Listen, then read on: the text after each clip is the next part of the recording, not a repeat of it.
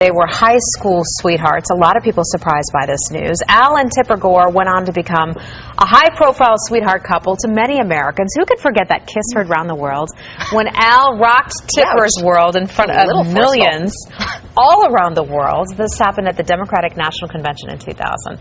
After 4 children, 4 decades of marriage, the couple calling it quits.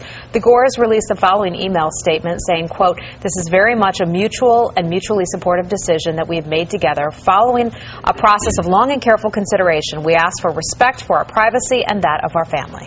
Well, many are asking this morning just what happened. And joining us now, perhaps to give us some answers, is Jonathan Alpert. He's a therapist and marriage counselor. Good morning, Jonathan. I mean, by all accounts, there was no inconvenient truth here, perhaps breaking them up. There was nothing scandalous.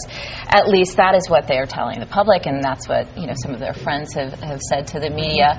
And, they seem to be a loving couple all these years. So should we be asking this question? What could have split them up?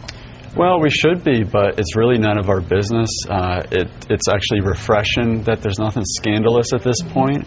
We're so used to Hollywood couples and high-profile couples having scandal and infidelity breaking them up, but it's actually refreshing not to hear that. Well, we don't know that at this point. We don't know that. The couple is saying that there was no infidelity.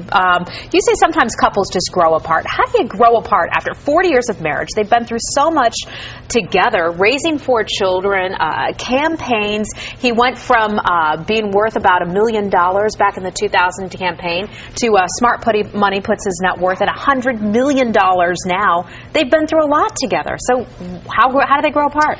A lot of times all that keeps a couple together, and at the same time it can distract from some of the real issues. The public life, running for office, the money. It might serve as a buffer so people don't have to address the real issues.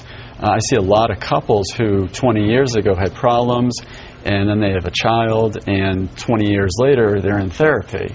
The child serves as a buffer between the couple, so they don't have to address the real issues. In your experience as a marriage counselor, have we reached a point in time in America where divorce used to be considered not an option, only as a worst-case scenario? But is it now part, I just went through divorce, is it now just part of something that we accept as a relationship?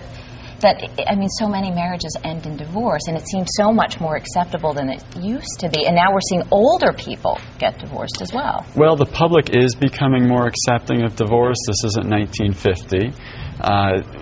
Older couples, as people move through the decades, they reevaluate their life, and they realize that they do have 20, 30, 40 years ahead of them, and they're frankly wanting a change, and they change course. So it's not surprising. I have a lot of couples who do that, and frankly it's better to be happily single than miserably partnered. Well, I bet their kids are certainly devastated by this. You want to see your mom and dad stay together. Sure, okay, Jonathan Alpert, a therapist, marriage counselor, thank you so much. Thank you. Stay connected with myfoxny.com mobile.